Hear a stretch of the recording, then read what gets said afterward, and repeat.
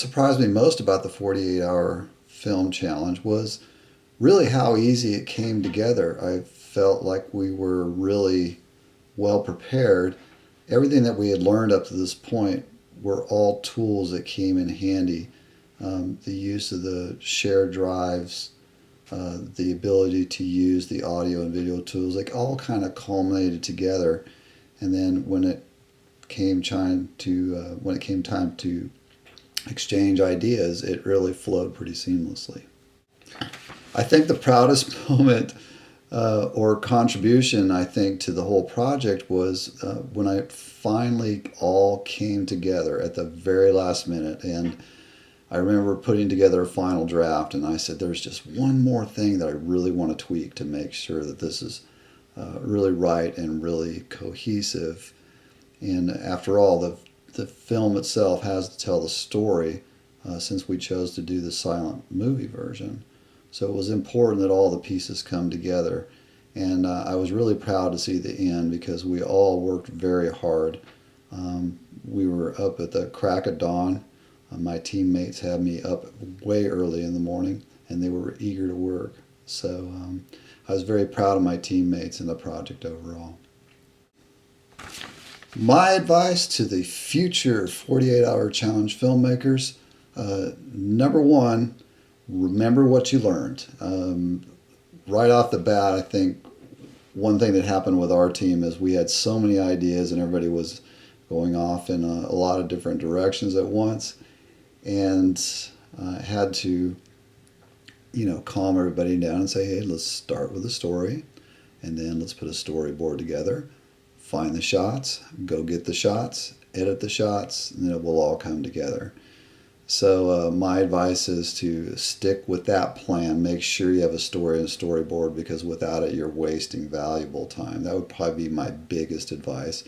And of course, get on it right away. Make sure you have plenty of time for editing because you never know. Things don't always come together as planned, especially when you're dealing with people in your group that don't necessarily live next door. And you have to do a lot of file exchange, especially video file exchange, which can take a long time. It eats up valuable time. So get started, get early, and you'll be fine. As far as the 48-hour film challenge goes, the only thing that really surprised me was how easily the three of us came together and collaborated to get the project done and how we divvied up the parts so that everyone was working on equal shares. My contribution to the project was helping to write the storyline and creating the storyboard with the help of Henry. My proudest moment would be learning camera techniques and learning how to edit the film the right way in order to speed it up or slow it down to gain the emotion that we were looking for. So it was a challenging project for me because I'm not good with film, but I tried my hardest to do the best that I could, and with the help of my team. The advice that I have for future 48-hour film challenge participants would be time management and divvy up the work, because divvying up the work made it so that we were successful. The most surprising aspect of the 48-hour challenge was how easily our team was able to get the project started. We came together early Saturday morning and each of us had organized thoughts about contributions we could make.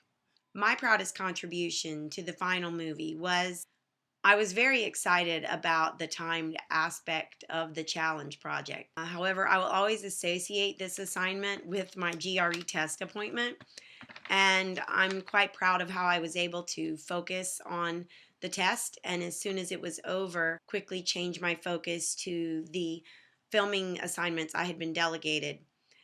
My advice to future 48-hour film challenge participants is to carefully inventory the assets that you have available and come to the initial meeting with that list and a story idea. As soon as your team can get a storyboard, begin collecting your video clips